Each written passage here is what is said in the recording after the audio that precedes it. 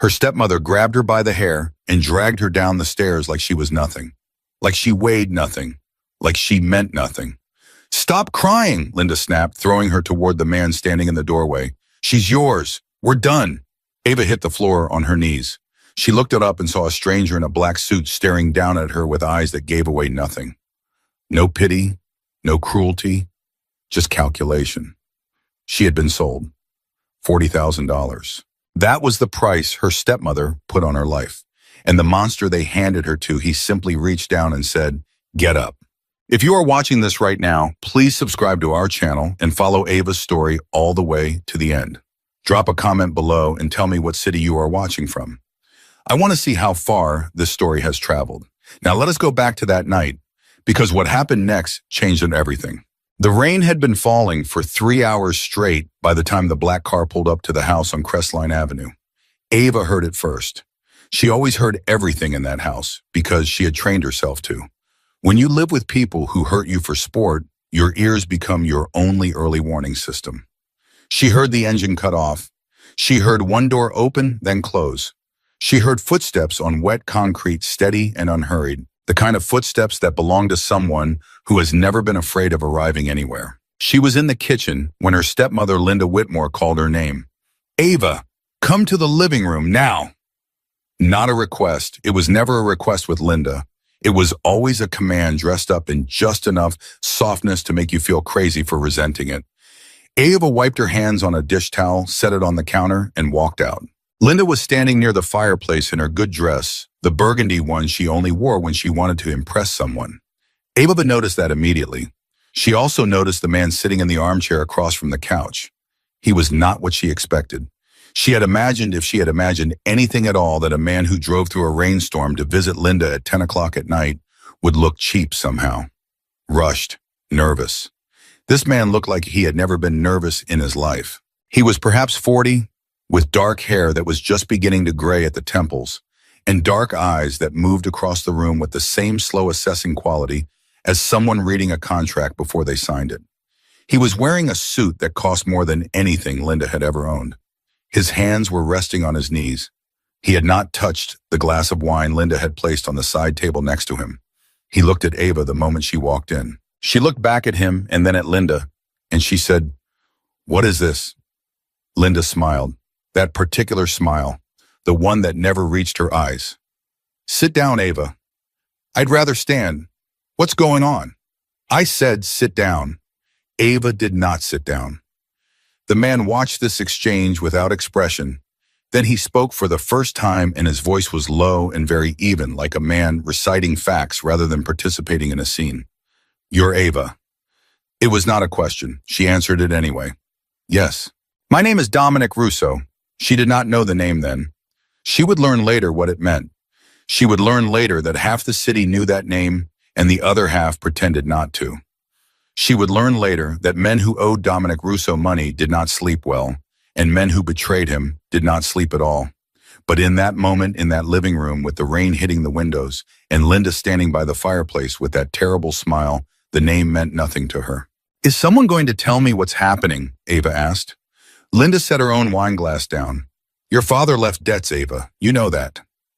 "My father left debts that you created." She kept her voice flat.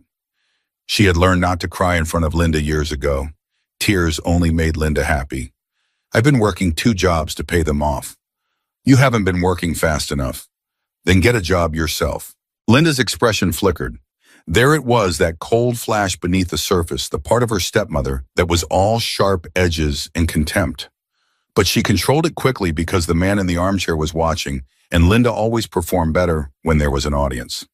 "There's been an arrangement made," Linda said. "Mr. Russo extended significant credit to this household over the past 2 years. That credit has come due." Ava went very still. "What kind of credit?" "The financial kind." "How much?" $40,000. The number landed in the room like something dropped from a height. $40,000. Ava's mind worked fast, the way it always had, running numbers, running possibilities. Even if she worked both jobs for 2 more years without spending a single dollar on food or rent, she could not come close to $40,000.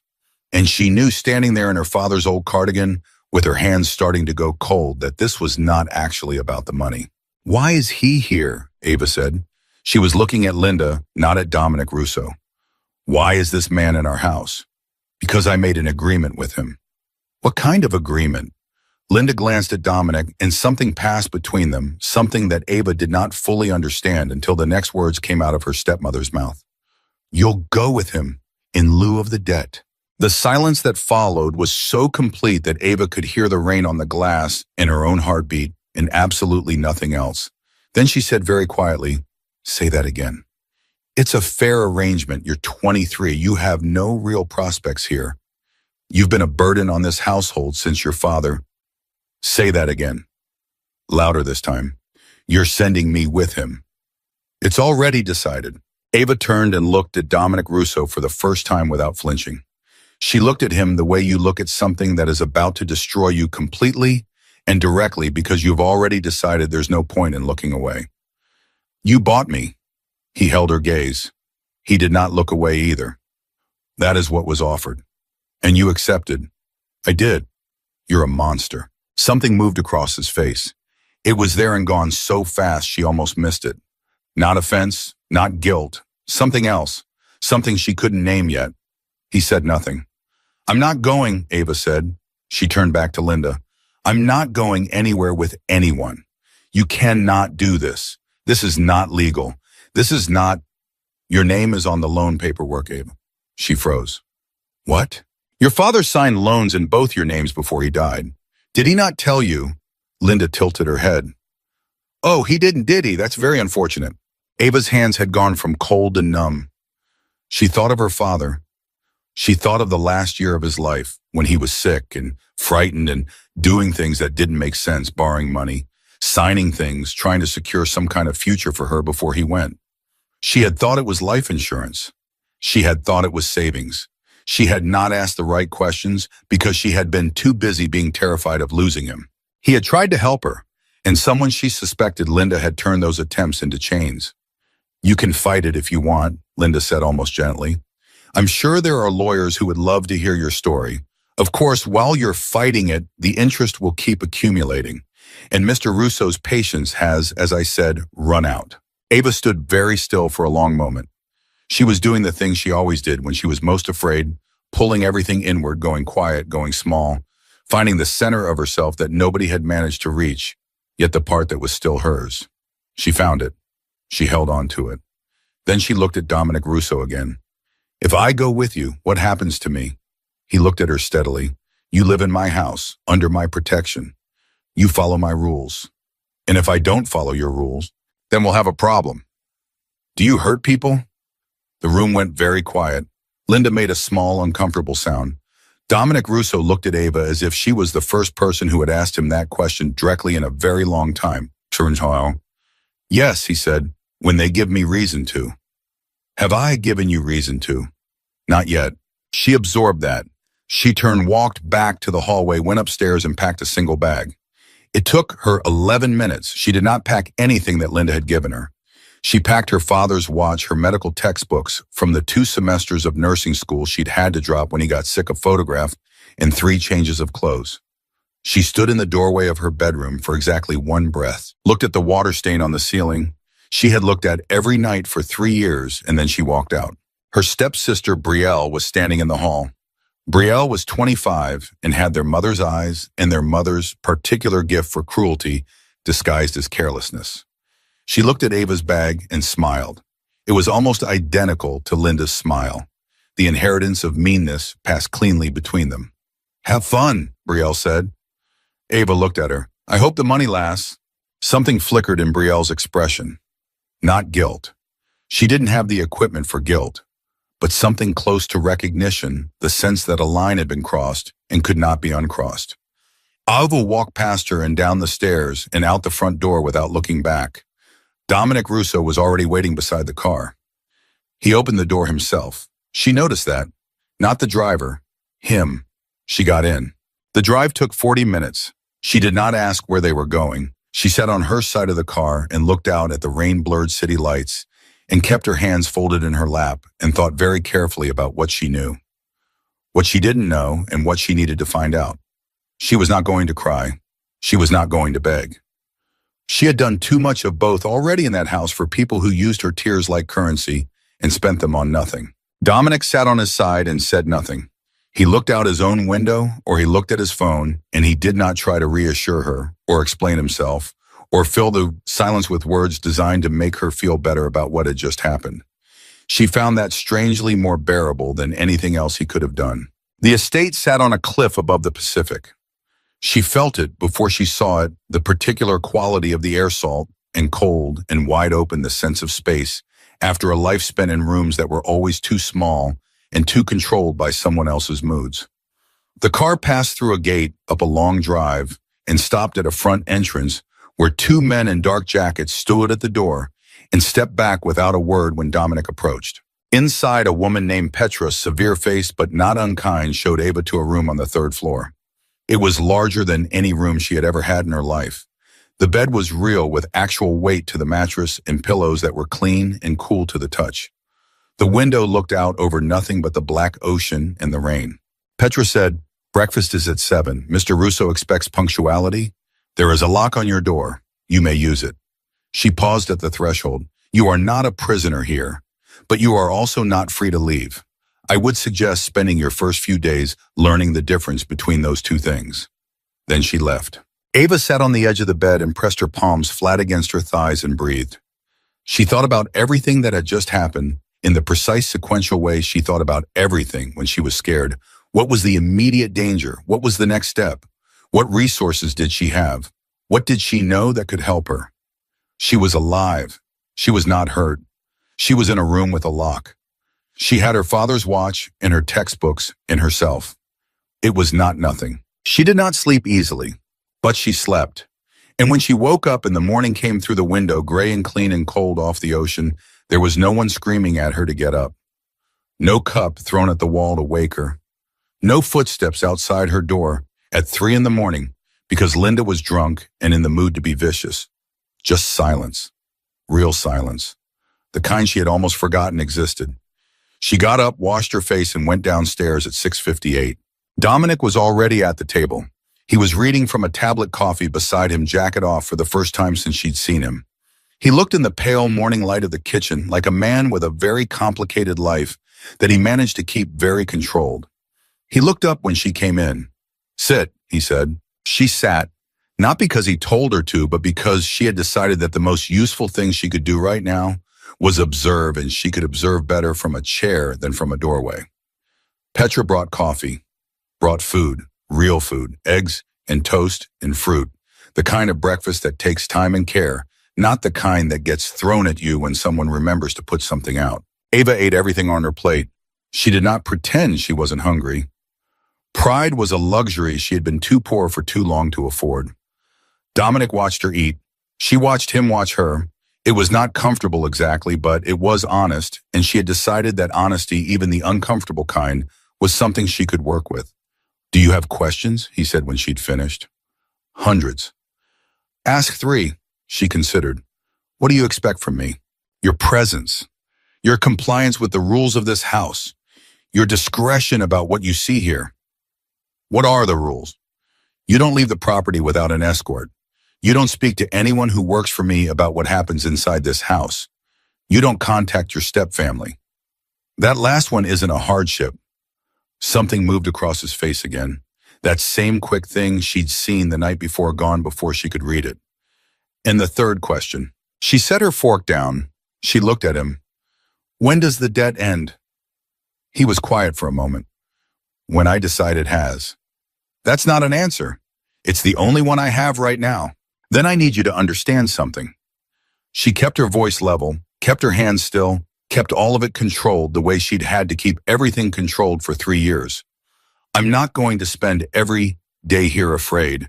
I don't function well afraid. If you want something useful from me, which I assume you do because you didn't pay $40,000 for company, then I need to know what the parameters are. I need to know where the lines are so I can work within them. Can you give me that?" He looked at her for a long moment. Long enough that she thought he was going to dismiss her entirely, that she had miscalculated, that she had pushed too fast. Then he said, "You're not what I expected." "What did you expect?" "Art. Someone easier to manage." "I'm sorry to disappoint." You didn't. He picked up his coffee. He returned to his tablet. The conversation was over. But something had shifted, something very small and very important, a quarter of an inch in either direction, and Ava felt it. She felt it the way you feel the moment a door that has been locked for a very long time moves slightly in its frame, not open yet, but no longer entirely closed. She went back upstairs. She unpacked her textbooks. She found a desk by the window, and she sat at it, and she looked out at the ocean, which was gray and enormous and indifferent, and she thought, I am still here. I am still thinking. I still have everything in my head that anyone has ever put there, everything I've learned and read and remembered. They sold me for $40,000. She intended to be worth considerably more than that before she was done. 2 days passed, then 3. She learned the rhythms of the house the way she had always learned the rhythms of places she wasn't sure she was safe in, carefully, quietly from the edges. She learned that Dominic left early and returned late, and that the men who came and went through the front door were careful around him in the specific way that people are careful around something with real weight behind it. Not fear exactly, but deep practiced respect. She learned that Petra had been with Dominic for 11 years and was loyal with a ferocity that needed no display. She learned that there were cameras at every entrance and rotating security, and that the estate, beautiful as it was also a fortress. And she learned that nobody, not Petra, not the men at the door, not the driver who brought groceries twice a week, looked at her with cruelty. They looked at her with curiosity, some with wariness, but not cruelty. It was the most unfamiliar thing about the place. On the 4th day, she was in the library, which was real floor-to-ceiling shelves and a fireplace and chairs that had been used enough to be comfortable when Dominic walked in and stopped when he saw her. I didn't think you'd find this room, he said. It's the best room in the house. It's my room. The door was open. He looked at the textbook in her lap. He came close enough to read the spine. She felt him clock. It felt the small shift in his attention that she was beginning to recognize as his version of surprise. Pharmacology. I was in nursing school for 2 semesters before my father got sick. Why didn't you go back? Someone had to work. Linda wasn't going to. He sat down across from her without asking if he could. She did not point out the irony. He picked up the book that was lying on the side table, one of his. It turned out a history of organized crime in Chicago, and for 40 minutes they sat in the same room reading without speaking. And it was, Ava would think later, one of the strangest and most real things that had happened to her in 3 years. When he got up to leave, he paused in the doorway. There's a full medical library in the room 2 doors down. If you want it. She looked up. Why do you have a medical library? Because knowing things has kept me alive more than once. She thought about that after he left. She thought about a man who surrounded himself with books about medicine and history and kept himself alive with knowledge rather than just violence. She thought about how that was different from what she had assumed. She thought about how assumptions were a kind of debt too, and how you had to keep revising them when the evidence stopped matching. She found the medical library that evening. She spent 3 hours in it. She came out knowing something she hadn't known before she went in, not just about medicine, but about the man whose house she was in. And on the 6th night, she started sleeping without waking up afraid. It was such a small thing. It should not have meant as much as it did. But 3 years of waking at every sound, 3 years of cataloging the position of footsteps in the hallway, 3 years of keeping herself tensed and ready because the next moment could bring something that required surviving, and now 6 nights of nothing, of silence, of a lock on her door that she had chosen to use. She lay in the dark and looked at the ceiling of her room and felt for the first time in years the edges of something she had almost forgotten. It wasn't happiness. It wasn't anything as fragile as happiness. It was something tougher, something that had been pressed down under everything that had happened to her and was now very slowly finding room to move. She was still angry. She intended to stay angry. Anger was useful, but underneath the anger, something else was breathing again. She pressed her hand flat against her chest and felt it. She was still here. After everything, she was still here, and she was paying attention. Because somewhere in this house, behind those careful dark eyes and all those rules and all that controlled silence, there was something she didn't understand yet. Something she needed to understand if she was going to survive this. If she was going to do more than survive, she was going to figure it out, whatever it took. The first week passed the way water passes over stone. Slowly, quietly. wearing something down without announcing it. Ava had made herself a system. She woke before 7. She ate what Petra put in front of her. She read in the medical library for 3 hours in the morning and 3 hours in the afternoon. She mapped the house in her mind the way her father had once taught her to map a room. Find the exits first, then figure out what's worth staying for. She watched Dominic's men come and go. She watched the rhythms of the gates, the timing of the security rotations, the way conversations stopped when she walked into a room and resumed the moment she left it. She was being watched. She knew that. She watched back. What she did not expect was the moment everything changed and how small it started. It was a Tuesday. She knew because Petra always made a particular kind of soup on Tuesdays, something with white beans and rosemary that filled the whole ground floor with warmth that had nothing to do with the heating system. Ava had come downstairs earlier than usual, and she heard voices in the room off the main hallway, the one with the heavy door that was almost always closed. She did not stop to listen. She was not careless. But she heard 3 words clearly as she passed, the transfer cleared. And then Dominic's voice, flat and controlled, which account? And then another voice, one she didn't recognize yet. The Cayman wrote, same signature as before. She kept walking. She went to the kitchen. She sat down. And she turned those 3 pieces of information over in her mind, like objects she had found on the ground, examining them from every angle, fitting them against everything else she had already observed, and she filed them away in the place she kept things that mattered. She was still doing that when Dominic walked into the kitchen 20 minutes later and stopped when he saw her sitting at the table with a cup of coffee and a closed expression. "You're up early," he said. "I couldn't sleep." He poured himself coffee and stood at the counter rather than sitting. She noticed he almost never sat in rooms with people behind him. She had cataloged that already. He was a man who kept walls at his back. "How long," he said without turning around, "were you in the hallway?" She did not pretend to misunderstand. "Long enough to hear 3 sentences, not long enough to understand them." "Do you make a habit of that?" "I make a habit of being aware of my surroundings. In the house where I grew up, not being aware got you hurt." She wrapped both hands around her mug.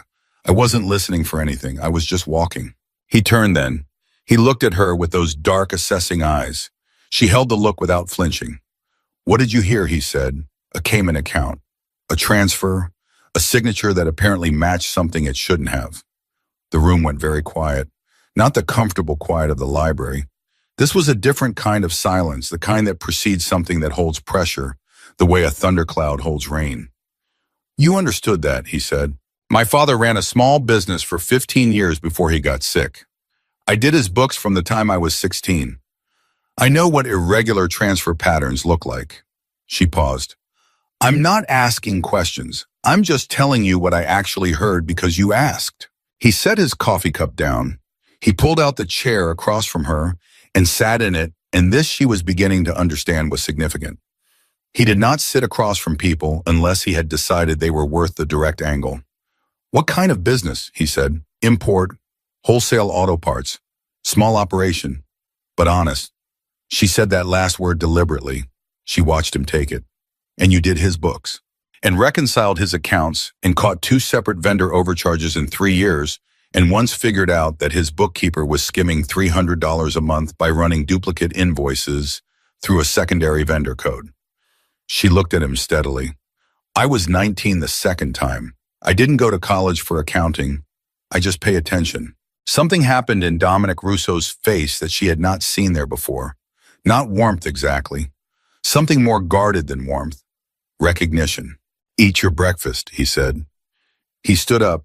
He picked up his coffee, and at the doorway he paused with his back still to her and said, "The man whose voice you heard this morning. His name is Caruso, Marco Caruso. He is my second in command, and he has been with me for 9 years." Another pause. "I'm telling you that so you know who to be careful around." He left. Ava sat very still for a moment. Then she reached for the toast Petra had left on a plate in the center of the table and ate it methodically, thinking hard. He had just told her something he didn't have to tell her. He had just handed her the name of the man she should be careful around. That was not what monsters did. She didn't know yet what it was, but it was not that. 3 days later, she found out why Caruso's name mattered. She was in the medical library when she heard raised voices down the corridor, muffled through two closed doors but still audible if you were paying attention, which Ava always was. She recognized Dominic's voice, the second voice she had to place, and then she had it. Caruso, lower than Dominic's, faster, with an edge of something that might have been defensiveness or might have been performance. She heard her own name. She went very still. She could not make out the full sentence, but she heard the girl, and she heard liability, and she heard how long are you planning to keep her? And then she heard Dominic's voice come down like a door shutting. That is not your concern. Everything in this house is my concern. That's what you pay me for. I pay you to manage operations, not to question what goes on under my roof. She's been here 2 weeks, Dom. The men are asking. The men can mind their work. A pause, then Caruso again quieter. She's going to cause problems. She already solves them. Dominic's voice was flat and final. We're done with this conversation. Ava heard footsteps. She picked up her book, opened it to a random page, and was reading with total apparent calm when the library door opened and Dominic looked in. He saw her. He saw the book. His eyes moved to her face, and she could see him reading her the way he read everything, carefully looking for what was beneath the surface. How much did you hear? He said. Again, no pretense. Enough to know that Caruso doesn't like me being here. He doesn't need to like it. Is he wrong that I'm a liability? Dominic leaned against the door frame. Outside the windows, the afternoon light was going gray and flat, that particular West Coast winter gray that felt like the sky pressing down. You know things about this house, he said. Yes, that creates exposure. That's what he means. And what do you mean when you tell him I solve problems? He looked at her for a long time. You caught something in that hallway that 3 of my people with actual training missed. The account irregularity. I had someone look into it after our conversation. The pattern you described, duplicated vendor codes hiding secondary transfers. That's exactly what we found. He paused. On a scale none of us expected. The air in the room changed. Ava set the book down slowly. How large a scale? Large enough that someone inside my organization has been diverting significant funds for at least 8 months without triggering any of my standard audits. Because they designed the diversion to look like standard operating variants. Yes. Which means they understand your audit structure. Yes. Which means it's not someone new. She looked at him directly. It's someone you trust. The silence that followed was the heaviest one yet. She could feel the weight of it, the particular gravity of a man who had built an empire on knowing who to trust, and was now sitting with the knowledge that the knowing had failed him somewhere. I need someone to go through 18 months of transaction records, he said. Someone who can't be the source of the leak. Someone nobody inside the organization would think to watch. Ava understood what he was saying. She understood it completely. She also understood that she was being offered something, not freedom, not the end of the debt, but something, a function, a purpose, a reason to be here that she had defined rather than had handed to her. Give me the records, she said. He did. He gave her his laptop with encrypted files and a desk in a room nobody else used and told her she had a week. She finished in 4 days. She found 6 separate diversion channels, 3 active and 3 dormant, with a combined total that made her hands go steady in that particular way they went when she was most focused, the opposite of shaking, a kind of stillness that meant her whole mind had locked onto something. She knocked on the door of his office on the 4th evening. He opened it himself. He looked at her face. You found something. 6 somethings. She handed him the printed summary. 3 channels are still running. The dormant ones were likely tests to see if the audit system would catch them. It didn't. The active channels are routed through 4 different vendor accounts, all of which appear legitimate on the surface. But 2 of them share an incorporation address in Nevada, a shell company. The shell has 1 director listed. He was reading as she spoke. She watched his face. She watched the moment he found the name. He went very still. You recognize the name, she said.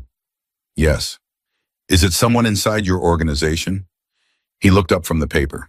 His eyes were dark and completely controlled, and underneath the control was something she recognized because she had felt it herself, the particular cold clarity of someone who has been betrayed by someone they chose to trust. Go back to your room, he said. Lock the door. Don't come out until I tell you it's clear. Dominic. Ava. He said her name and she stopped. He hadn't used it before, not like that, with that particular weight behind it. Go, now. She went. She locked the door. She sat on the edge of the bed and listened to the house change around her footsteps on the stairs. She didn't recognize voices below a door slamming once, and then nothing for a very long time. At 2 in the morning, there was a knock at her door. She was still awake, still dressed, sitting in the chair by the window. "It's Petra," the voice said. She opened the door. Petra looked for the first time since Ava had arrived like someone who had been through something. Her usual severe composure was intact, but it was sitting differently on her like a coat pulled on too quickly. "He wants you to know you're safe," Petra said, "and that the matter has been addressed." "What does addressed mean?" Petra looked at her for a moment. "It means the man responsible is no longer a problem." "Was it Caruso?" Petra said nothing, which was its own answer. Ava leaned against the doorframe. She thought about the voice in the hallway 3 days ago calling her a liability. She thought about the dormant test accounts in the Nevada Shell Company and the 8 months of careful patient theft from a man who had given that person 9 years of trust. She thought about what it meant that she had found it and every person on Dominic's actual payroll had not. "Is Dominic all right?" she asked. Petra's expression shifted very slightly. "Just enough. He will be. It was a difficult night. He trusted Caruso for 9 years. That kind of thing doesn't stop hurting just because you handled it." Petra looked at her with something new in her eyes. Not quite warmth, something more careful than warmth. Assessment. The same quality Dominic had, but softer at the edges. "No," she said, "it doesn't." She left. Ava closed the door. She stood in the middle of her room and thought about trust, how rare it was, how expensive, how the price of getting it wrong could be enormous, and how the price of refusing to give it at all might be even higher, just slower, just lonelier. She did not sleep for a long time. In the morning, Dominic was at the breakfast table. He looked like a man who had also not slept, but who was very practiced at functioning without it. He had coffee, he had papers in front of him. He looked up when she sat down. "Thank you," he said. "That was all." "You're welcome," she said. That was all. Petra brought food. They ate. Outside the windows, the ocean was doing what the ocean always did, enormous and indifferent, and completely unconcerned with the smallness of human disasters. Then Dominic said, without looking up from his papers, "You asked me on the first morning when the debt ends." She went very still. "I remember. I don't have a clean answer yet. But I want you to know that what you did this week is not nothing. It's not something I'm going to ignore. I wasn't doing it to reduce the debt." "I know." He looked up then. "That's why I'm not ignoring it." She looked back at him. She thought about the girl who had been dragged down a hallway 12 days ago and handed over like furniture. She thought about how that girl had sat in a car for 40 minutes and decided to survive. She thought about everything she had done since then, quietly, carefully, with nothing but her own mind and the habits her father had given her. She thought about how none of it had been for Dominic Russo. All of it had been for herself. "I need something," she said. "Ask. I need you to tell me if I'm ever in actual danger here. Not implied danger, not theoretical exposure. If there is a real specific threat to my safety, I need you to tell me directly. Not through Petra, not after the fact. I need to know." He studied her. "Why?" "Because I can't protect myself from things I don't know are coming. And I would rather know than not know, even if what I know is bad." Something settled in his expression, something that might have been in a different kind of man relief. "All right," he said, "that's a fair rule. Thank you. Are you going to make more rules?" "Almost certainly." And for the first time in the gray morning light, with coffee going cold between them and the whole complicated weight of the last 12 days sitting in the room, Dominic Russo almost smiled. It was not a large thing. It was barely visible, but it was there. Ava looked at it and filed it away with everything else she was learning about this man. She had been sold to a monster. She had arrived expecting cruelty and found something far more complicated, a man who lived inside a world of violence and chose with deliberate precision when to use it and when to put it down. A man who had trusted the wrong person for 9 years and had the particular loneliness of someone who couldn't afford to trust carelessly. A man who had looked at a woman everyone else had thrown away and said without sentiment, without performance, "You solved a problem. I'm not going to ignore that. It was not a love story, not yet. It was not even close to one. It was something rawer than that and more durable. It was two people in a house on a cliff above the ocean, both of them armed with the particular toughness of people who have survived things that should have broken them, learning carefully and without any guarantee of safety that the other one might be the first person in a long time who was actually worth paying attention to. And in the room 2 floors up, where she had been sleeping without nightmares for almost 2 weeks now, on a desk by a window with an ocean view, she still hadn't gotten used to. There was a laptop with 18 months of transaction records and a printed summary that had 4 nights ago changed the internal power structure of one of the most dangerous organizations on the West Coast. She had done that with her mind, with the skills her father had given her, and the habits she had built alone in the years since he died in the house where nobody saw her as anything worth keeping. She picked up her coffee. She looked out the window at the gray water, and she thought for the first time without any accompanying fear, I wonder what else I can do here. 3 weeks after Caruso disappeared from the estate life inside Dominic's world, settled into something Ava had not expected. Routine. Not the grinding, punishing routine of Crestline Avenue where every morning began with someone's mood determining whether she ate or didn't spoke or didn't existed without consequence or didn't. This was a different kind of routine. Purposeful. Almost in the strange way that only made sense if you had lived without purpose for long enough, peaceful. She was given access to more financial records. Not everything. Dominic was careful, always careful. He gave information the way of the careful man dispenses medicine in measured doses, watching for reaction before giving more.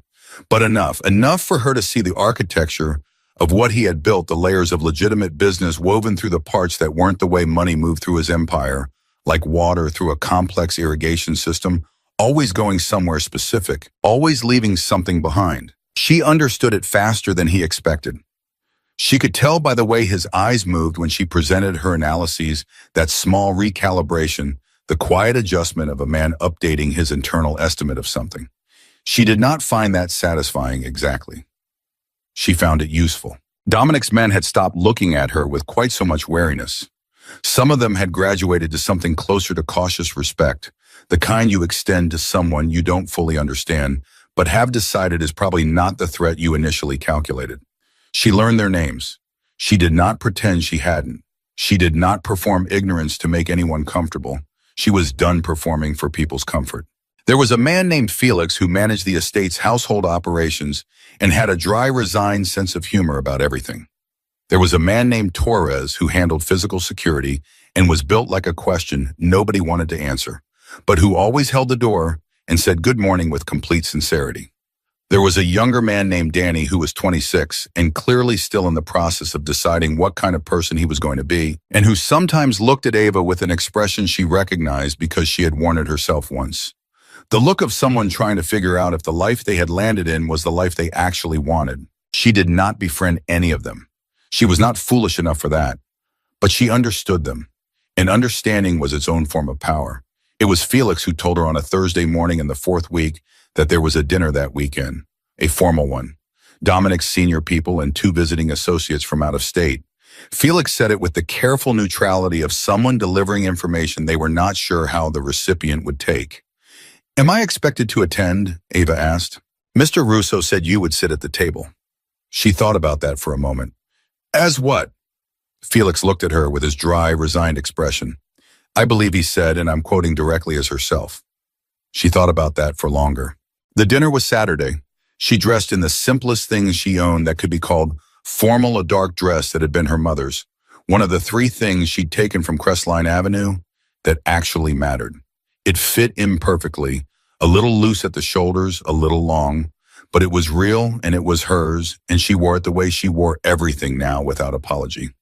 She walked into the dining room and felt a shift the moment she crossed the threshold. There were 8 men at the table, Dominic at the head, the visiting associates, 2 men from a Seattle operation, one of whom was already looking at her with the particular dismissive attention of someone who has decided before the evening begins that a woman at this table is decoration. 3 of Dominic's remaining senior people, none of whom had Caruso's seniority, but all of whom had opinions about the girl whose name now appeared on financial analyses that went directly to the boss. And at Dominic's right hand, a man she hadn't seen before. Older, silver-haired, eyes that had seen a great deal and given away very little of it. Dominic stood when she came in. She noticed that. Nobody else did. He gestured to the seat on his left, directly across from the silver-haired man. "Gentlemen," Dominic said, not loudly, "this is Ava." No last name, no explanation, no apology, just her name delivered with the same weight he gave things that mattered. She sat, she unfolded her napkin. She looked at the silver-haired man across from her and said, "I don't know your name." He looked mildly surprised at being addressed so directly. "Vincent Mara." "Are you from Seattle as well?" "Chicago originally. I've been in Los Angeles for 6 years." "What brings you to dinner?" He smiled. It was a real smile, slightly surprised, slightly amused. "Business." "Of course." She turned her attention to the table at large, with the ease of someone who had decided before she sat down exactly how this evening was going to go.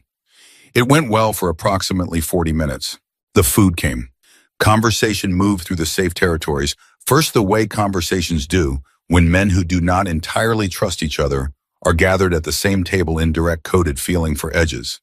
Ava listened. She ate. She asked a quiet question here and there, nothing aggressive, nothing that required anyone to adjust their guard. She was mapping the room. She was always mapping the room. It was the man from Seattle who started it. His name was Garrett, and he had the confidence of someone who had never been seriously challenged on his own ground and had therefore never developed the skill of reading a room accurately. He had been looking at Ava all evening with that dismissive attention she had clocked when she first walked in, and after 40 minutes and most of a bottle of very good wine, his control over his expression had loosened enough that the dismissiveness showed clearly. "I have to ask," Garrett said, directing it at Dominic with the particular performance of a man who thinks he's being charming. "How does this work exactly? You bring her to business dinners now." The table shifted, very slightly. The way things shift when someone has said something that could go several different directions and everyone present is suddenly paying close attention to which direction it goes. Dominic's face gave nothing away. "She sits where I put her." "Sure," Garrett smiled. "But I mean, what does she actually do, besides look pretty at the table?" The silence was immediate and complete. Ava set her fork down. She did it quietly without drama, with the deliberate calm of someone who has decided exactly what they're going to do next. "I do the math," she said. Garrett looked at her with the indulgent attention you give a child who has said something accidentally funny. "The math. Financial analysis. Transaction architecture. Pattern recognition and fund movements across multiple account structures." She looked at him with complete steadiness. "I identified the methodology your northern distribution partner used to divert funds from your Seattle operation in the third quarter of last year. The one you attributed to bookkeeping error. It wasn't a bookkeeping error." The air left the room. Garrett's smile stayed on his face for approximately 3 more seconds through sheer muscle memory. Then it disappeared. "What did you just say?" "Your Q3 loss.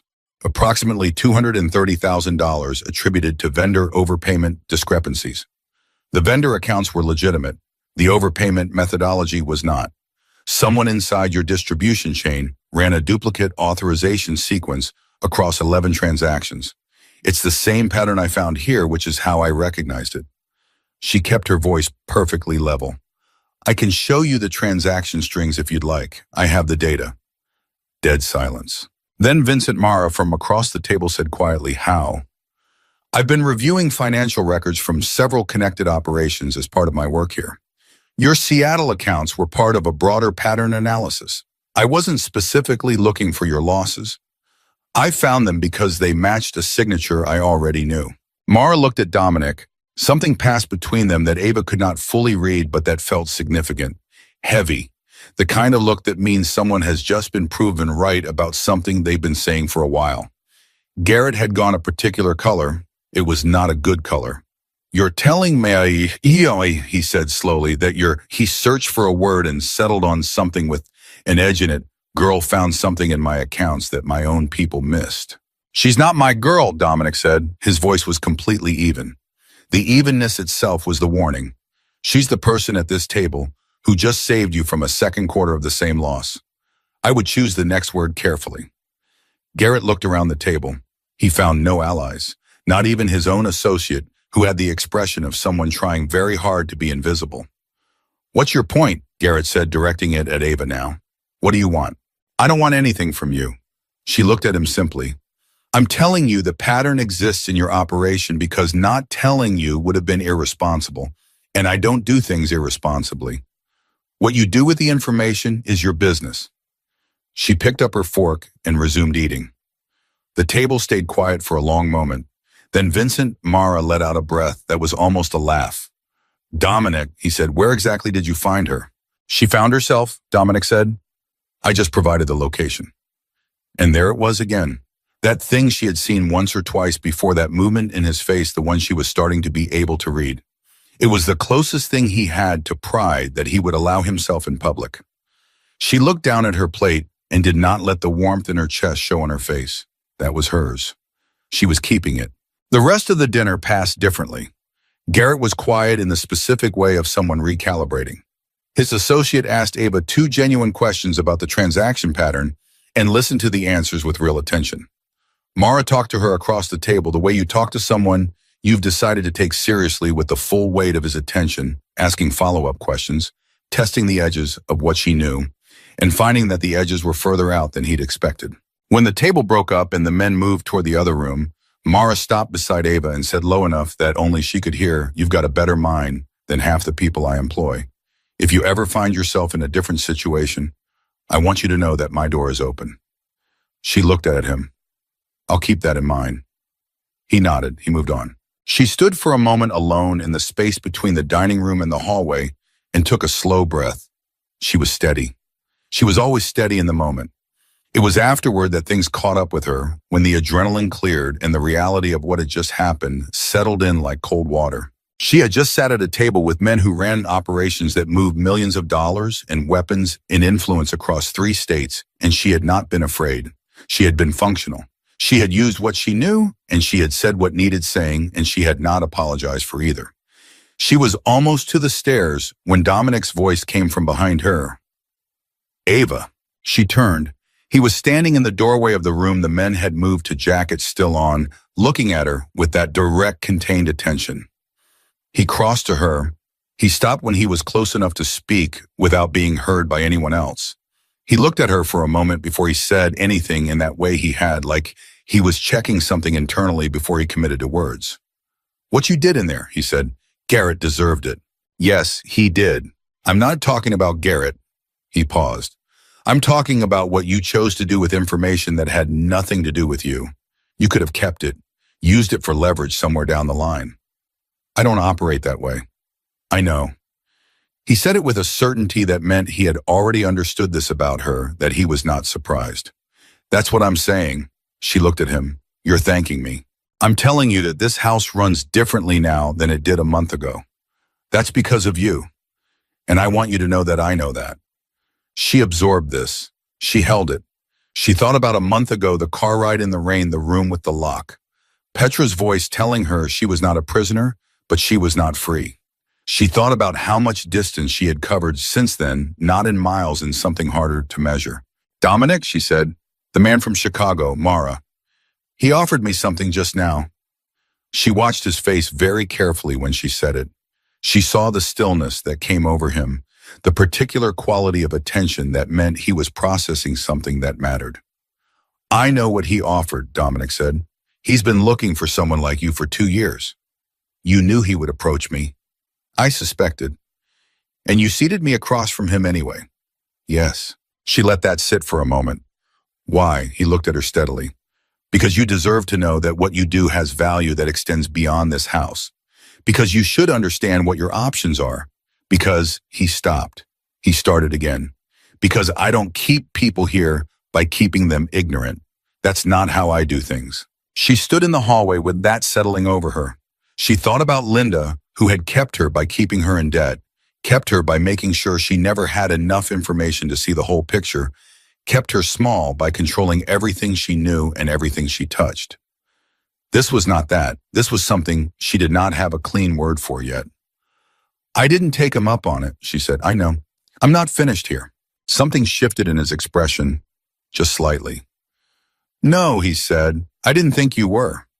He went back to the room. She went upstairs. She was almost to her door when she heard the noise from below that stopped her cold. Not voices, something harder. A crash and then two rapid sounds that her mind identified before she fully processed them, and then shouting, and then the specific kind of chaos that has different texture from any other kind because it moves faster and people's voices go higher, and the air in a house changes immediately and completely. She was back down the stairs before she finished thinking about it. The room where Dominic's men had gathered. 3 of them were on their feet. Torres had his hand on something at his hip. Dominic was on the floor. For one single second, everything in Ava's body went cold and stopped. Then her training, 2 semesters of nursing school and 3 years of caring for a sick man at home, the kind of training that lives in your hands and your instincts rather than your memory, kicked in completely. She crossed the room in 8 steps. She was on her knees beside him before any of the men moved. She could see the injury, his right side below the ribs, and she could see it was bad, but she could also see from his breathing that he was conscious and that his airway was clear, and that the damage was serious but not immediately unsurvivable if she moved quickly and correctly. "Who did this?" she said, not to Dominic, to the room. "We don't," Torres started. "Not now. Get me the medical kit from the 2nd floor office, the large 1 gray case top shelf." She had found it in her 2nd week, and she had noted its location with exactly this kind of possibility in mind. "Get it now and call whoever his doctor is. He needs to be here in the next 20 minutes. Nobody moved for one single paralyzed second. "Now," Ava said in a voice she didn't know. She had the voice of someone who was not asking. Torres moved. The room reorganized around her authority without any further argument. Dominic was looking at her. His face was tight with pain, but his eyes were completely focused, and she had learned enough about him by now to know that his eyes being focused meant he was still in the fight, still thinking, not fading. "You need to stay still," she said to him. "I mean it. Don't try to help me. You'll make it worse." "Is it bad?" he said. "It's manageable if you stop moving and let me work." She pressed her hands to the wound with the steady, controlled pressure that her nursing instructor had repeated until it was reflexive. "What happened?" "Someone came through the service entrance." His voice was controlled too, through obvious effort. "It was fast." "Did you see them?" "One of them, young, nobody I recognized." She looked up at the men standing around them, which means whoever sent them used someone outside the organization, someone with access to the service entrance code. She looked at Felix, who had appeared in the doorway looking gray. "The code changes tonight, every entrance, and I need to know who has had access to this room in the last 72 hours. Felix stared at her. Then he nodded and was gone. The medical kit arrived. She worked. Her hands were steady in the way they had been when she was finishing the financial analysis, the way they went when the thing in front of her required everything she had, and she gave it without reservation. She was aware of the men around her. She was aware of the tension in the room and the sound of someone on the phone and the particular quality of silence from the man whose life was currently in her hands. She let all of it pass through her awareness without landing. There was only the work. Dominic's doctor arrived 18 minutes later. He stopped in the doorway when he saw Ava, took in what she had done, and said with professional brevity, "Good. Move to the left." She moved. She stayed in the room. Nobody asked her to leave.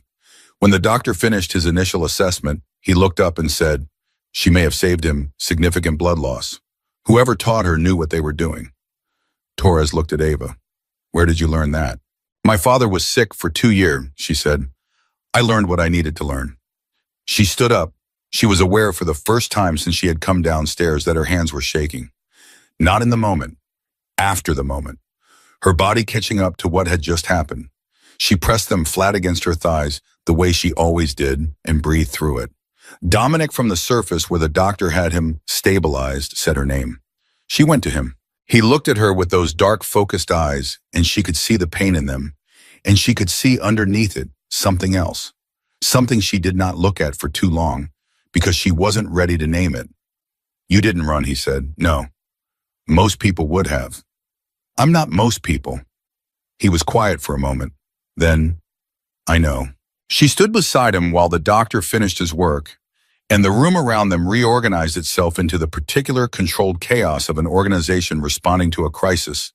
And she thought about the dinner and Garrett's dismissive smile in the moment she had set her fork down, in the way the room had shifted. She thought about Mara's quiet offer and Dominic's voice in the hallway telling her that she deserved to know her options. She thought about the service entrance and the unfamiliar face and the 8 months of diverted money, and Caruso's disappearance and the whole complicated, layered thing she had walked into a month ago, believing she would not survive. She was surviving. She was doing considerably more than surviving. Somewhere in this house, someone had just tried to remove Dominic Russo from the equation, which meant that whatever came next was going to be larger and faster and more dangerous than anything that had come before. And Ava Whitmore, who had been sold for $40,000 on a rainy night by people who believed she was worth nothing, was standing in the middle of it with steady hands in a mind that was already working through everything she knew, sorting it, filing it, looking for the pattern. She was going to find it. She was going to find it before whoever sent that young man through the service entrance had the chance to try again. She owed that much to herself, and she was done completely and permanently done being anything less than everything she was capable of being. The doctor stayed until 4 in the morning. Ava stayed until 5. She sat in the chair beside the bed where Dominic had been moved, not because anyone asked her to, not because she felt she owed him anything beyond what she had already given, but because her mind would not stop running. And she had learned years ago that when her mind would not stop, the best thing to do was give it something real to anchor to.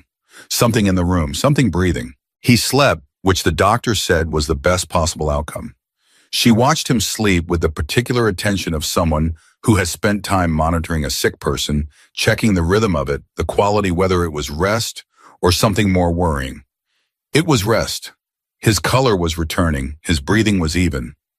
Around 3 in the morning, Petra appeared in the doorway with tea and a look on her face that said everything she was not going to say out loud.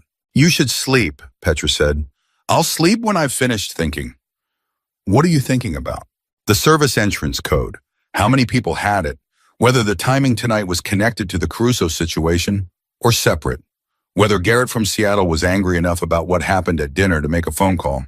She wrapped her hands around the mug. "And whether the person who sent that young man through the door knew exactly where Dominic would be standing or whether they got lucky." Petra was quiet for a moment. "You think it was specific?" "The angle of the wound. His position in the room, yes. I think someone knew where he would be standing at that particular time, which means either the house has a secondary breach we haven't found, or someone at that dinner tonight communicated his position to someone outside." Petra sat down. She sat the way people sit when the weight of something has just become undeniable. "You've been running this since it happened." "I've been running it since I came back downstairs and found him on the floor." Ava looked at the man in the bed. "He's going to want information when he wakes up. I'd rather have something useful to give him." "And do you?" "I have a theory. I need 3 things to confirm it." She looked at Petra. "I need the complete access log for the service entrance for the past 30 days. I need the phone records for everyone who was in this house tonight, guests included, for the 2 hours surrounding the dinner. And I need to know if Caruso had any contact with Garrett's operation before he was removed." The silence that followed was a particular kind, the kind that means someone is recalibrating who they are dealing with. "I'll make some calls," Petra said quietly. She left. Ava turned back to the man in the bed and said nothing for a long time. At 5 in the morning, she went to her room. At 7, she was back downstairs. At 7:15, Dominic was awake. She heard him before she saw him, his voice from behind the closed door, low and controlled, and with that particular edge that meant he was in pain and managing it rather than acknowledging it. She knocked. A pause. Then, "Come in." He was sitting up. He looked like a man who had decided that lying down was a form of surrender he was not interested in. His color was better than it had been at midnight. His eyes were fully focused and already moving across the room in that assessing way, taking inventory of what had changed while he was unconscious. They landed on her. "You stayed," he said. "I had thinking to do." "Did you finish it?" "Most of it." She crossed to the chair beside the bed and sat in it without asking. "How's the pain?" "Manageable." "That means bad." Something crossed his face that was almost wry. "It means manageable, Ava." "All right." She looked at him directly.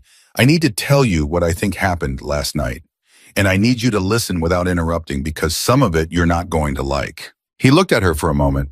Then he settled back against the headboard with the careful movement of a man protecting his right side and said, "Go ahead." The attack was not opportunistic. Someone knew your position in that room during that specific window of time. That means either there's a surveillance breach somewhere in the house, or someone present at or connected to last night's dinner communicated your location in real time. She paused. Garrett's associate, the one who didn't speak much, he stepped out twice during the dinner. I noticed it. I didn't think enough of it at the time. I should have. Dominic's jaw tightened. Connolly. Is that his name? He's been with Garrett for 3 years, former military, communications background. He said it the way you say something when pieces are assembling in front of you into a shape you recognize. He would know how to make a clean communication in a short window. And Garrett was angry. After what happened at dinner, he was angry enough to act fast and stupid. She kept her voice level.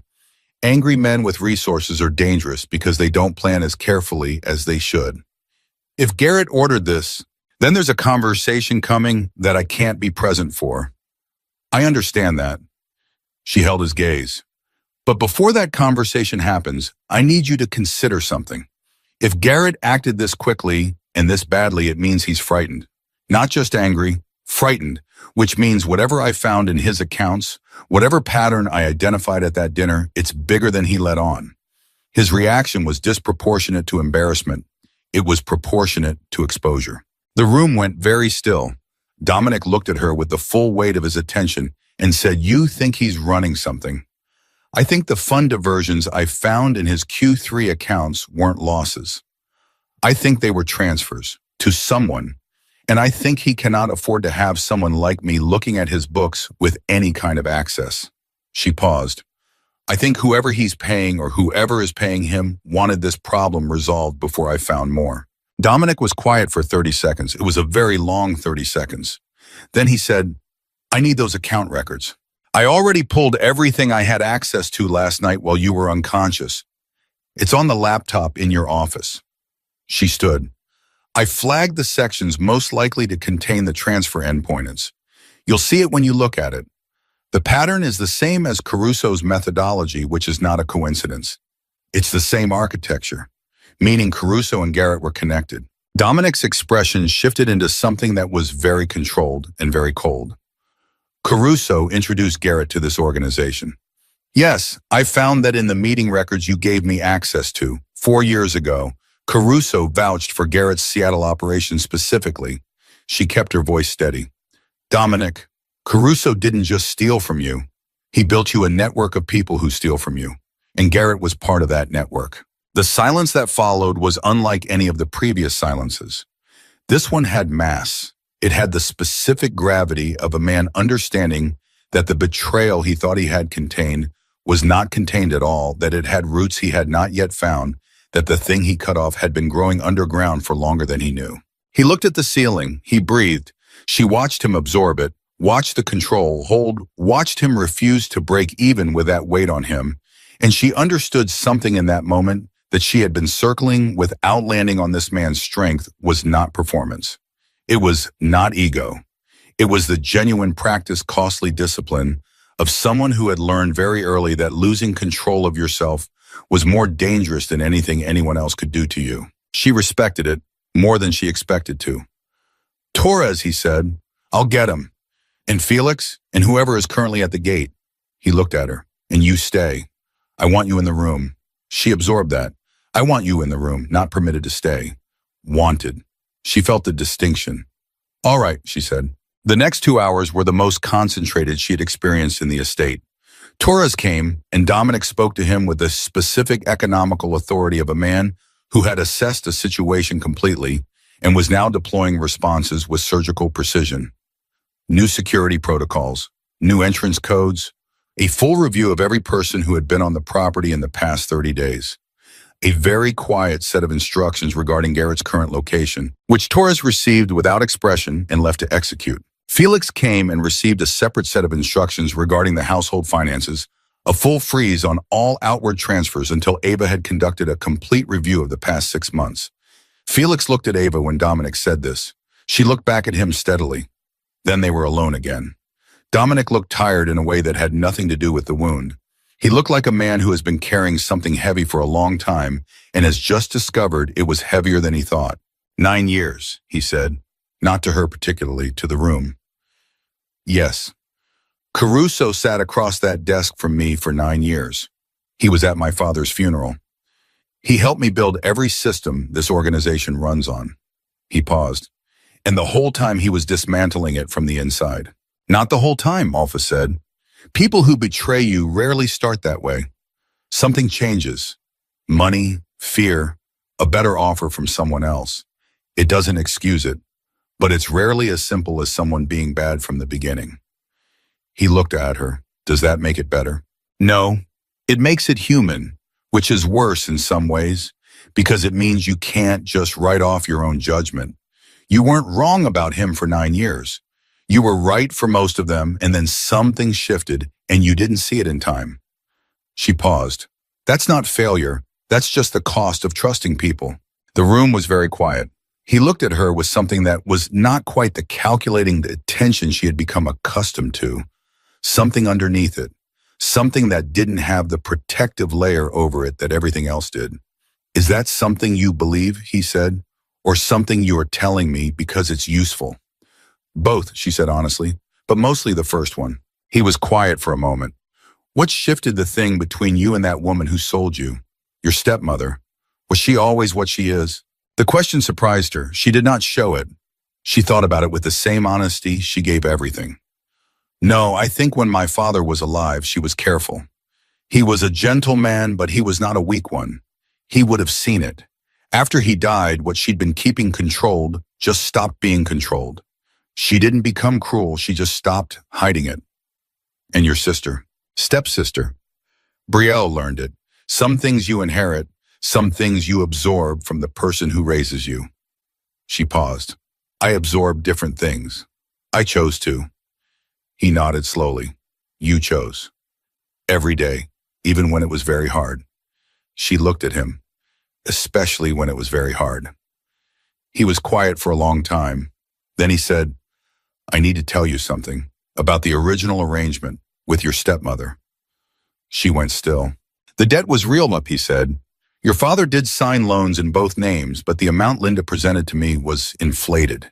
The actual debt was $11,000, not 40. The number hit her like cold water. What? She added to it, added her own gambling losses, some household expenses, and her daughter's credit card debt, and presented the total as a single obligation under your father's original signature. He kept his eyes on her. I knew when I saw the paperwork that the numbers had been altered. I'm not careless with documents. She stared at him. You knew. Yes. And you still came. Yes. The words sat in the room. She worked through the implications with a mind that was very good at implications. He had known the debt was manufactured. He had known Linda was lying. And he had come anyway, and he had taken her anyway, and she had spent the first week of her time here believing she was property. Why, she said. Her voice was very controlled. Because I looked at your name on that paperwork, and I pulled the background that I pull on anyone connected to a transaction. And what I found was a woman with 2 years of nursing school, 4 years of small business accounting, and a pattern of employment that showed she had been supporting a household of 3 on whatever income she could piece together since her father got sick. He paused. I found someone who had been carrying people who did not deserve to be carried for years. Someone who was about to be devoured by those same people if nothing changed. She couldn't speak for a moment. She made herself breathe. You took me out of that house, she said. That's what you did. I gave you a different situation. What you did with it was yours. You could have just told Linda that the debt was fraudulent. You could have walked away. Yes. Why didn't you? He looked at her steadily. Because I have spent a significant part of my adult life recognizing useful things and making sure they end up somewhere they can function. And because, he stopped, because the look on your face when you came into that living room, the way you assessed the room, the way you held yourself when she said what she said. He paused again. I have been around a great many people in a great many situations. I know what broken looks like, and I know what resilience looks like when it's trying to survive being broken. You were the second thing, and I did not think it was right for the second thing to disappear. Ava sat with that for a long time. She was aware of her own breathing. She was aware of the precise, careful way he had said it, without sentiment, without performance, with the stripped-down honesty of a man who does not use words carelessly and therefore means them fully when he uses them. She did not cry. She was done with that. But something in her chest moved that she had kept very still for a very long time, and moving was not the same as breaking. Moving meant it was still alive. "You should have told me," she said finally. "Yes, I should have. I'm telling you now." "Why now?" "Because you just saved my life, and you identified a network of betrayal inside my organization that I would have spent another year finding. And because you sat in that chair until 5 a.m. without being asked and spent the night thinking about how to help me." He paused. "Because you've earned the truth. You've earned it several times over." She nodded slowly. She absorbed it. She filed it. "All right," she said. "Then here's the truth I owe you in return.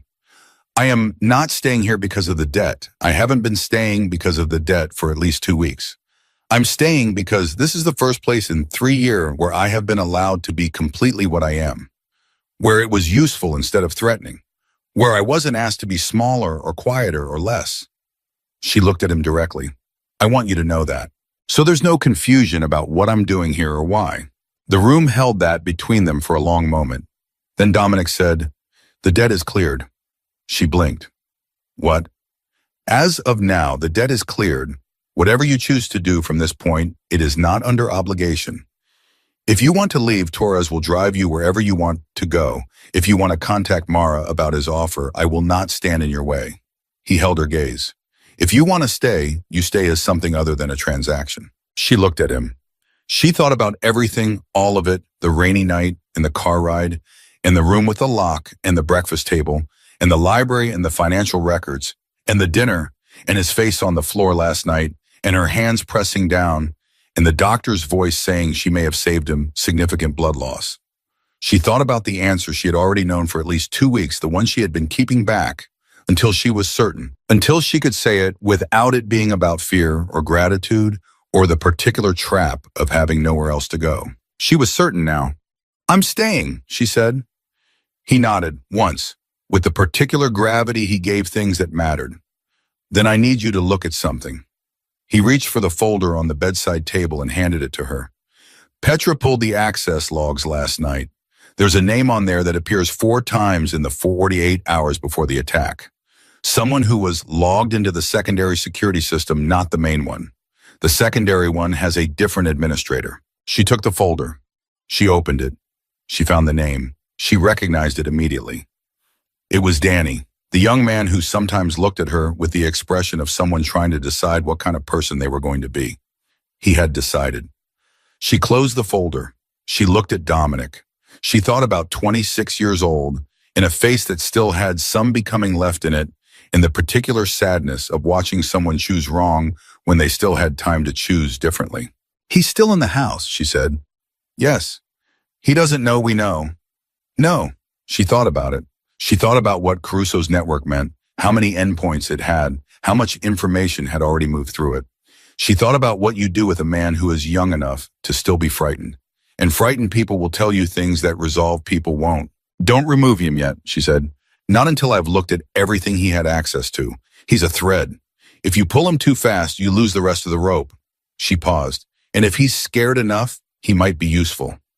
Dominic looked at her with that expression she had started to recognize, the one that was not quite pride, because pride was too simple a word for it. The one that meant he had updated his estimate again and found it still wasn't high enough. "All right," he said. "He's yours." She stood. She took the folder.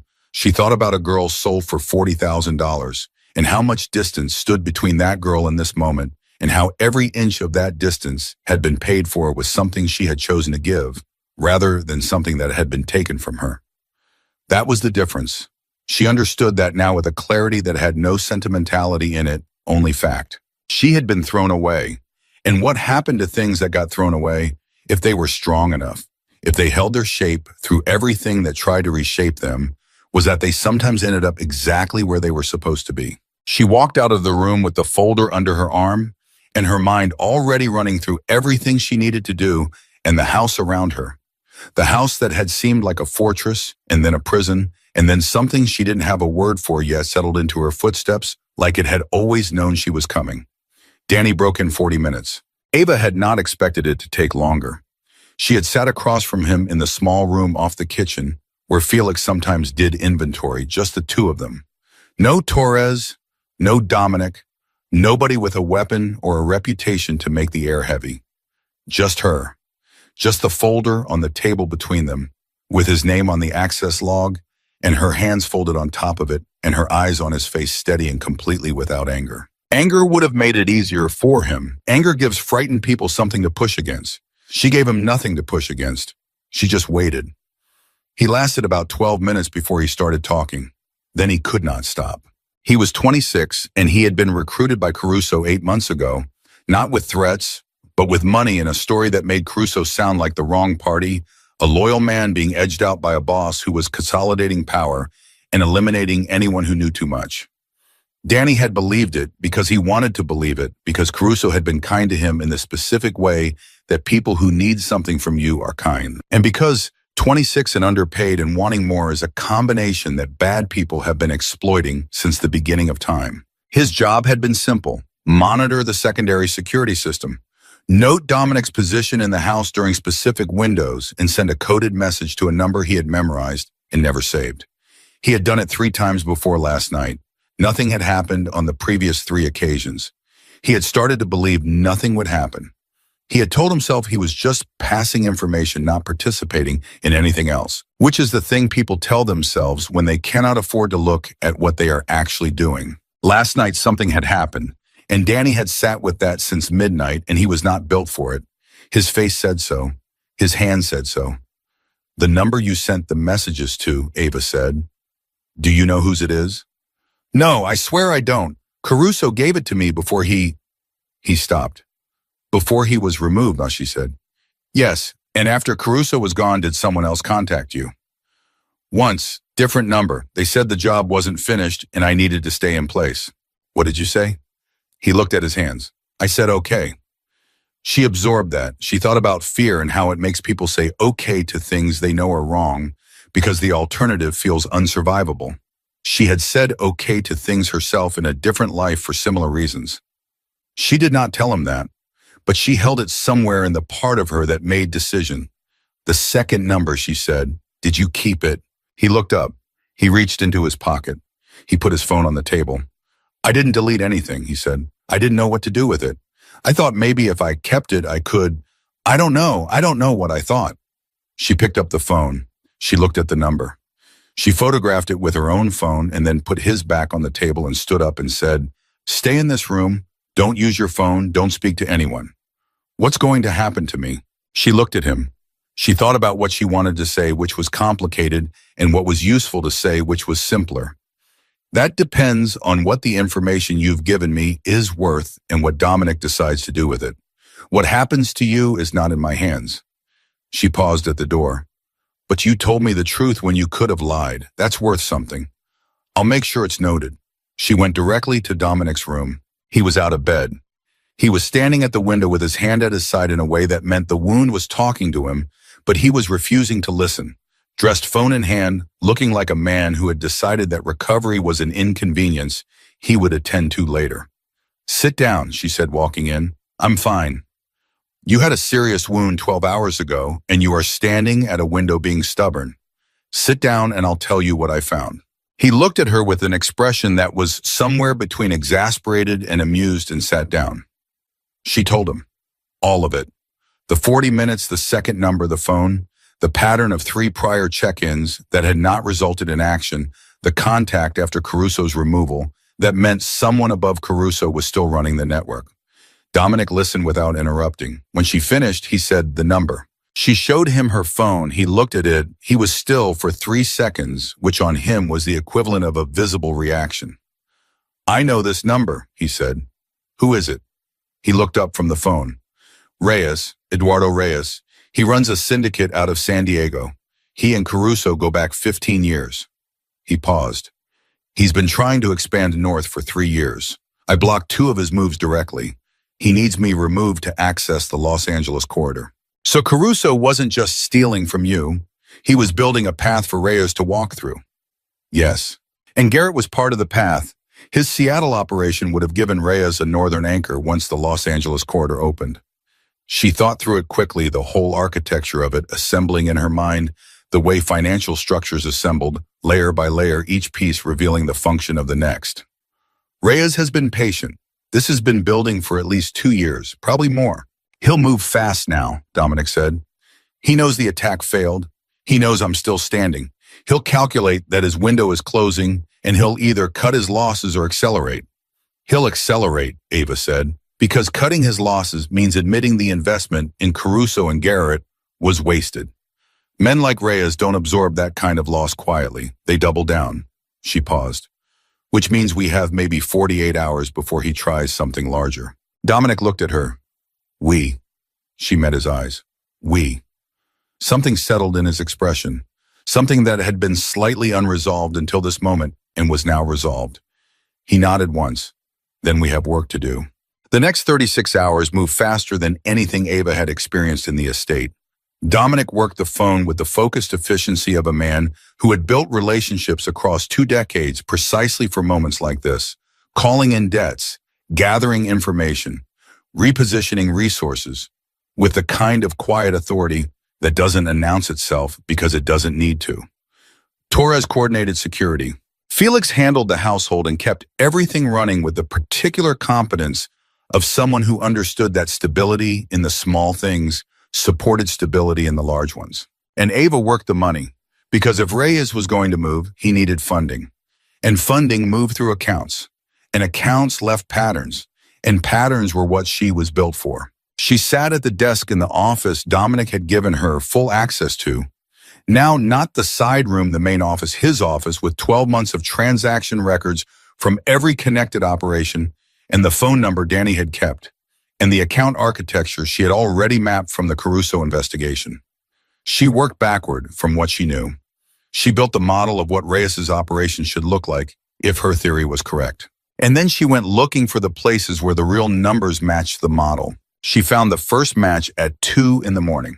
A holding account in Nevada, different shell company from the one Caruso had used, but the same incorporation agent, the same registered address format, the same pattern of small regular deposits, building toward a large single transfer. The large single transfer was scheduled, 48 hours out. She stared at that number for a long time. She ran the calculation 3 times to be certain. Then she picked up her phone and called Dominic. He answered on the second ring. I found it, she said. The funding transfer for whatever he's planning. It's scheduled to clear in 47 hours. If we redirect it before it clears, we don't just stop the immediate action. We take the operational budget he's been building for 2 years. A pause. How much? She told him. The silence on the other end of the phone was very specific. It was the silence of a man who has just understood the full scale of what was being planned against him and is simultaneously understanding that the person who found it is sitting in his office at 2 in the morning doing mathematics that could save everything he has built. Can you redirect it cleanly? He said. I need 2 things. Authorization codes for the intermediate account and someone on the other end who can receive and hold the funds through a legitimate vehicle before Reyes's people notice the transfer failed. She paused. Do you have someone you trust completely for that? Mara, he said immediately. Call him. He'll want to know why. Tell him the truth. He already knows most of it. And he offered me a job 3 days ago, which means he's already decided we're worth investing in. She paused. He'll do it. Another silence. All right. Then Ava. Yes. Get some sleep after this. At least 2 hours. You're not useful to me, exhausted. She almost laughed. It came out as something quieter. Something that was in the neighborhood of warmth without being quite that. I'll sleep when it's done. That's what I expected you to say. He hung up. She went back to work. Mara agreed in under 10 minutes. Dominic called back to tell her. She had already anticipated the agreement and was 3 steps ahead of it, building the redirect structure, timing it to the quarter hour before the original transfer was scheduled to clear, giving Reyes people the minimum possible window to detect and respond. At 6:15 in the morning, 41 minutes before the scheduled transfer, she executed the redirect. She sat very still for the 3 minutes it took for the confirmation to come back. She was aware of her own heartbeat. She was aware of the early morning silence of the house and the sound of the ocean through the window and the weight of what was moving through servers and accounts and intermediary structures at this exact moment. 2 years of Reyes's careful construction coming apart because a woman who had been sold for $40,000 understood how money moved and had been paying attention. The confirmation came. She exhaled. She pressed her hands flat on the desk. She sat like that for a moment, just breathing, just letting the reality of it land. Then she picked up her phone and sent Dominic one word. Done. His response came back in under 30 seconds. Come downstairs. She found him in the kitchen, standing which she noted with the particular attention she gave his physical state since the attack. Standing but steady. He had coffee. He had made 2 cups, which she noted also. She sat down. She took the cup he pushed toward her. They sat in the same early morning kitchen, quiet they had established in the first week, the comfortable kind, the kind that didn't require filling. Then Dominic said, Reyes called me 20 minutes ago. She looked up. What? When the transfer failed to clear, he knew immediately. He called to negotiate. He paused. He was considerably less composed than I have ever heard him. What did he say? He said he wanted to discuss terms. I told him there were no terms. I told him his network inside my organization had been fully identified and removed. I told him his operational funding was no longer his operational funding. And I told him that if he came near Los Angeles again, I would send him the full documentation of everything his people had done in my territory and let him explain it to the 3 other organizations he has arrangements with. He looked at her steadily. He has a great deal to lose if those organizations learn how he operates. He'll back down. He already has. He's recalculating what it costs to continue versus what it costs to cut his losses. This time the math works in my favor. He paused. Because someone made sure the math worked in my favor. She wrapped both hands around her coffee. She was tired in a way that went all the way down, the productive kind of tired that comes after something real. After you have put everything you have into something that mattered and it held. Danny, she said, what are you going to do with him? Remove him from security, reassign him to something with no access to sensitive systems. He's young, he was manipulated by someone who was very good at it. He paused. You said his honesty was worth noting. I noted it. She looked at him. That's generous. It's practical. People who make one bad choice and then tell the truth about it are recoverable. People who make one bad choice and compound it with more lies are not. He looked at her. I learned that from watching someone recently. She understood he meant her. She understood he meant the choice she had made every single day since she arrived, the choice to be exactly what she was. No performance, no deception, no making herself smaller to fit someone else's expectation of what she should be. She did not say anything. She didn't need to. It was 3 days later that Linda called. Ava was in the office when her phone rang with a number she hadn't looked at in 6 weeks. She stared at it for a full 5 seconds. Then she answered. Ava. Linda's voice, the carefully modulated version, the one she used when she needed something. Softer at the edges, almost convincing if you hadn't spent 3 years learning its topography. I've been trying to reach you. I know, Ava said. I saw the missed calls. A pause. I was worried about you. No, you weren't. Another pause, longer. Things have been difficult here since you left. There have been some financial complications. Linda. Brielle has had some trouble with Linda. She said it cleanly. I know what this call is. You're in debt again, or Brielle is, and you've calculated that I have access to resources now that I didn't have before, and you think that the right combination of softness and suggestion of guilt will get you what you want. She paused. It won't. The softness in Linda's voice shifted. Just slightly. The thing underneath it always there showing through. After everything I did for you, after I kept you in that house when you could have what? Put me out. You needed me, I cooked and cleaned and paid bills and absorbed everything you chose to direct at me for 3 years. And when you ran out of ways to use me, you sold me to a stranger to cover a debt you created. Her voice was completely level, not cold exactly, resolved. I don't owe you anything, Linda. I don't owe Brielle anything. I am not going to send you money. I am not going to intercede in your financial situation. I am not going to do anything for you except tell you clearly, and once, that this is the last time I will answer this number. You ungrateful. Goodbye, Linda. She ended the call. She set the phone on the desk. She sat very still for a moment, waiting for the familiar weight of it. The guilt that Linda had spent 3 years installing in her like a program, the reflexive contraction of the self that happened whenever she stood firm against someone who had trained her to fold. It didn't come. She waited a little longer to be sure. Still nothing. Just the quiet of the office and the sound of the house around her and her own breathing and the clean, uncomplicated feeling of a door closed by her own hand. She picked up her phone and blocked the number. Then she went back to work. Petra found her an hour later and stood in the doorway with a look that said she already knew about the call, because Petra always knew and said nothing except, "Dominic wants you when you have a moment." I have a moment now. She found him in the library, her favorite room it turned out, and his. They had both claimed it separately and arrived at sharing it without discussion, which seemed to her emblematic of how most of the significant things between them had developed without announcement, without negotiation, simply by both of them being who they were in the same space until the shape of it became clear. He was standing when she came in. He looked better than he had since the night of the attack. The controlled tension he always carried redistributed back into something that was more his natural state, purposeful, contained, quietly authoritative. He had something in his hand, a document. He held it out to her. She took it. She read it. She read it again. It was a transfer document. From the redirected Reyes funds which Mara had held, and which were now fully cleared and documented, a significant portion had been moved into a holding structure. The holding structure had one named beneficiary, her name. She looked up. "What is this?" "Your percentage of the recovery. Standard practice when someone inside my organization generates a significant financial outcome." He paused. "You are inside my organization.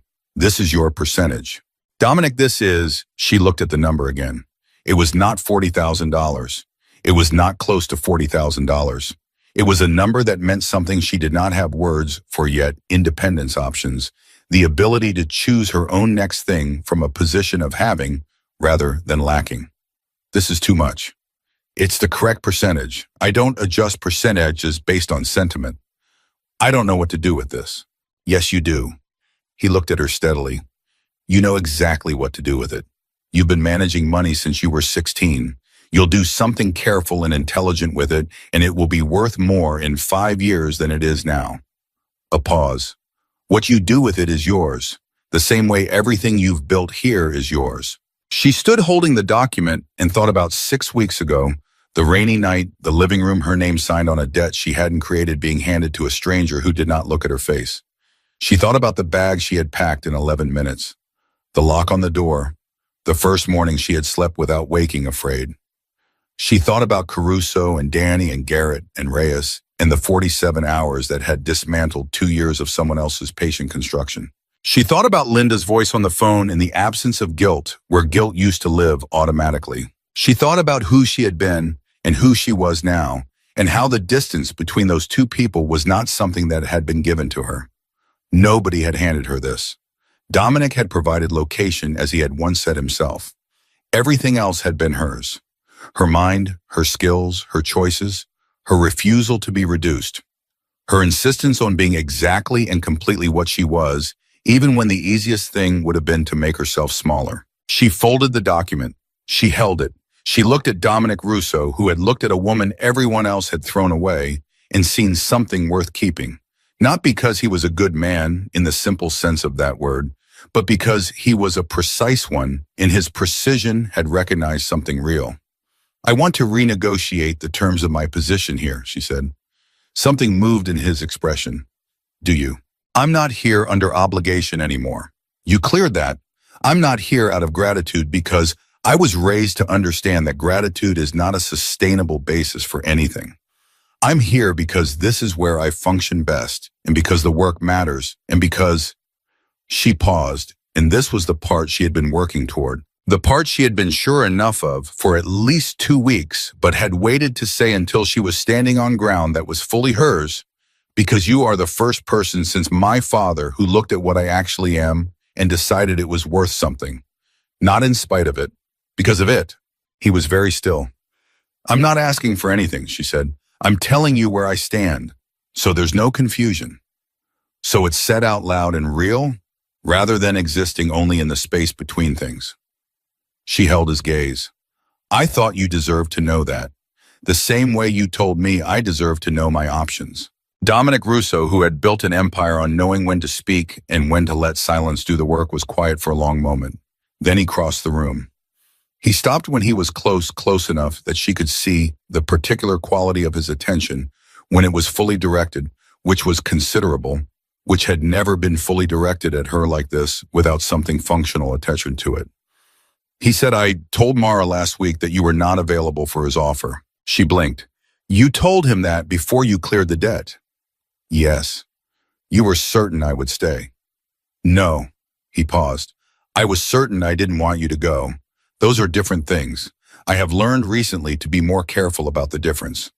Something moved across his face, genuine and unguarded, in a way she had never seen from him in any room with anyone else. I am not a simple man to be near Ava. I don't have a simple life. What I can offer is, I know what you can offer, she said. I've been paying attention for 6 weeks. I know exactly what this life is and what it isn't and what being beside you means. She looked at him without flinching. I'm not afraid of complicated. I was raised in it. I just need it to be honest. It will be honest, he said, that I can promise without qualification. Then we have a deal. He looked at her, and Dominic Russo, who almost never smiled, who had been carefully controlled in every room she had seen him in, who had built his entire life around the management of his own expression, smiled.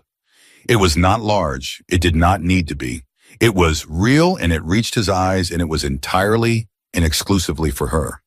She held it, filed it, let it land somewhere it would stay. 6 months later, Ava stood at the head of a table of 12 men who ran various components of Dominic's expanded operation, a seat that had been created for her and that she had walked into without ceremony and without apology.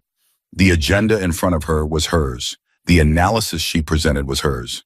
The silence in the room when she spoke was the silence of people who had learned, some of them the hard way, that her words carried the same weight as Dominic's, because Dominic had said so publicly and she had earned it privately, and those two things together were not an arrangement anyone in that room was interested in challenging. She thought sometimes about Linda's voice on the phone and how it had not touched her.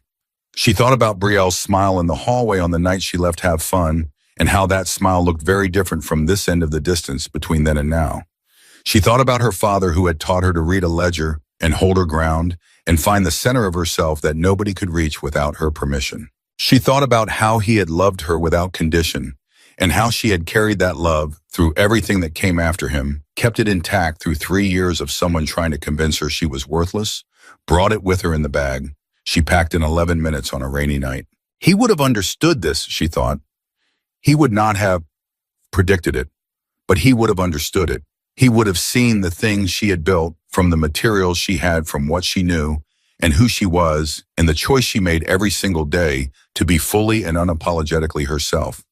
He would have recognized it as the thing he had always known was in her. Dominic's hand found hers under the table.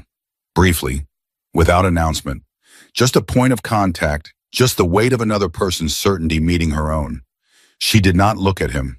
She kept her eyes on the agenda, on the work, on the room full of people who answered to her now. She squeezed back. The girl who had been sold for $40,000 to settle a debt she had never agreed to, who had arrived at a stranger's house in the rain, with a bag packed in 11 minutes and nothing but her own mind and her father's watch, and the stubborn, unbreakable insistence on being exactly what she was. That girl had not survived in spite of what had been done to her. She had survived because of what had always been in her, waiting for the room to finally be big enough. She had been thrown away by people who thought they knew her value. She had landed somewhere that recognized it. And she had built something from that landing that no one, not Linda, not Brielle, not Caruso, not Reyes, not any of the people who had looked at her and seen something disposable could ever take back. She was Ava Whitmore. She was the woman at the head of this table. She was the mind behind the empire and the hand that had steadied it when it bled, and the voice that said clearly what needed to be said without apology or performance. And she was at last completely and irrevocably free.